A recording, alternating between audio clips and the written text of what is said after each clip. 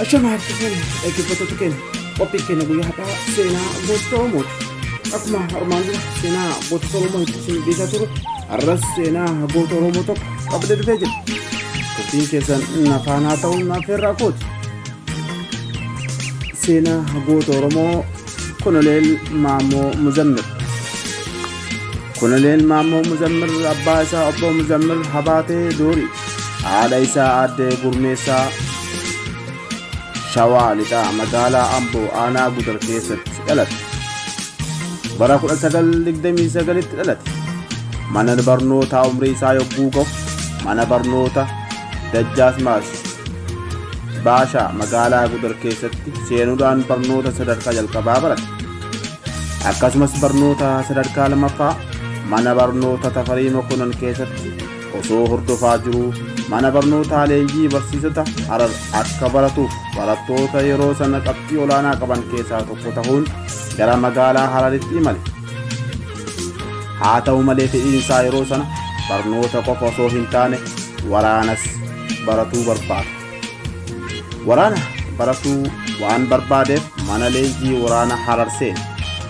Mana leenjii kana keessattis qabxii olaanaa waan xumureef leenjii waraanaa Harar ta'ee muudame yookaan leenjisaa waraana magaalaa Harar ta'ee muudame. Yeroo muraasa leenjistoota barnootaan sadarkaa olaanaa akka barataniif carraa argatan keessaa Maammoo Muzammil isa tokko ture. Bara 1962 yuunivarsiitii Finfinnee irraa digirii jalqabaa barnoota seera isaatiin LLB argatee Koloneel Maammoo Muzammil osoo barnootaaf mooraa yuunivarsiitii Finfinnee jiru uummanni Oromoo gurguddoon waliin gurmaa'uudhaan waldaa wal gargaarsa Maccaaf Tuulamaa jalatti mirga uummata Oromoo kabachiisuuf akka jalqaban odeeffannoo argate.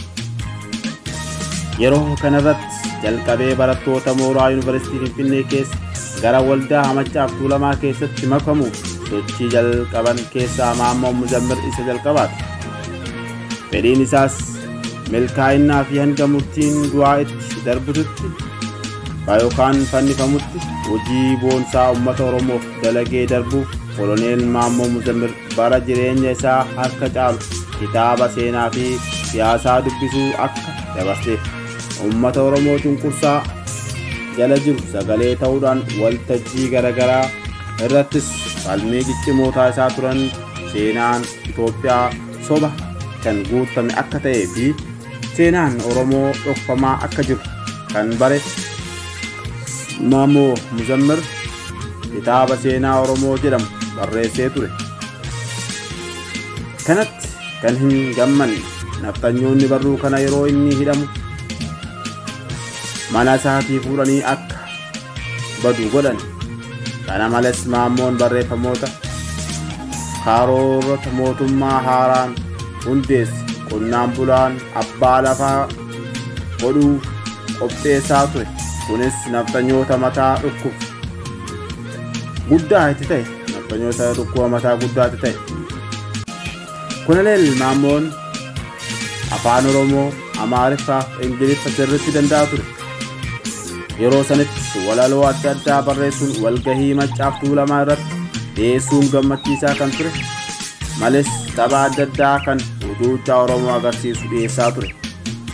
Sana bukkeettis Maammoon nama dubbii danda'u waan ta'eef gargaarsa hedduu gara waldaa Maccaaf Tuulamaa fide.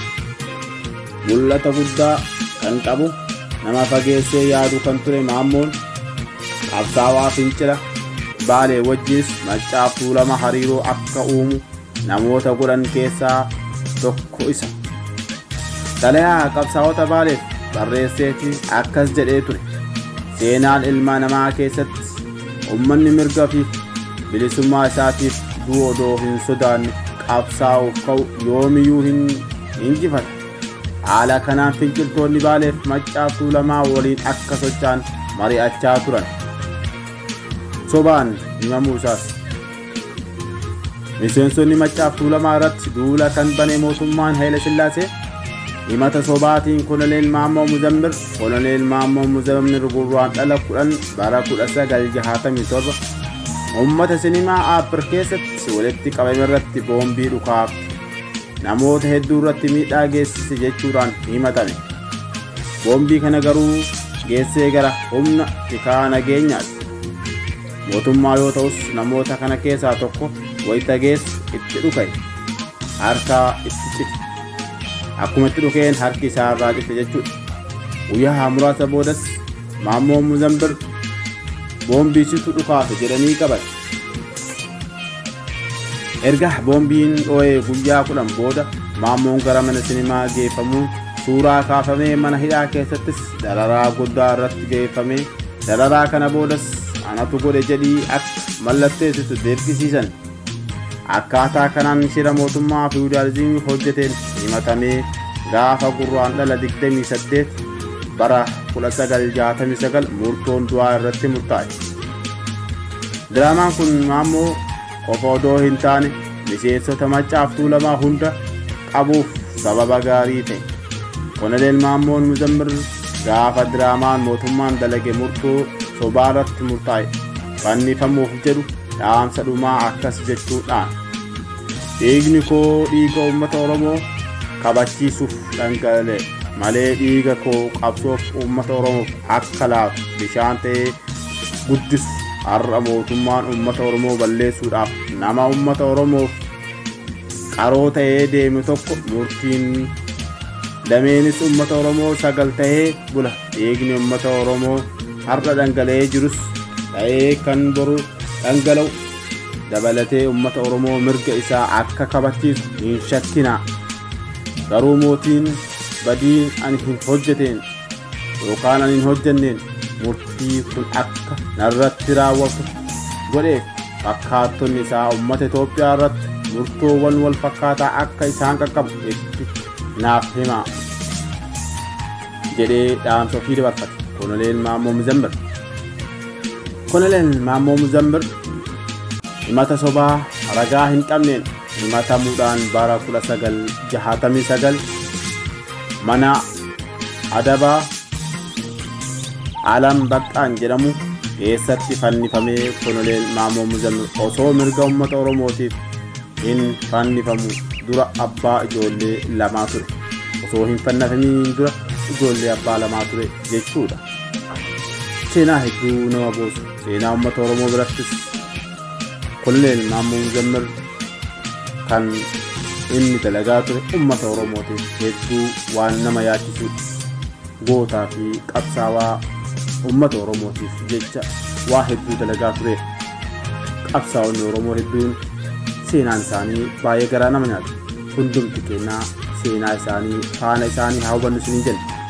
Akkuma maarree weellisaan keenya Eebbisaa Addunyaa namni seenaan beenu bishaan saafaa irraati jedha. Seenaa Oromoo barachuun, wal barsiisuun, wal hubachiisuun dirqama keenya. Seenaa keenya haa beeknu, seenaa keenya haa barannu, walis haa barsiifnu isin jedha. Waan dhaggeeffattaniif hedduu galatoomaa. An kan isin dhiyeesse Areerii Kadeefi.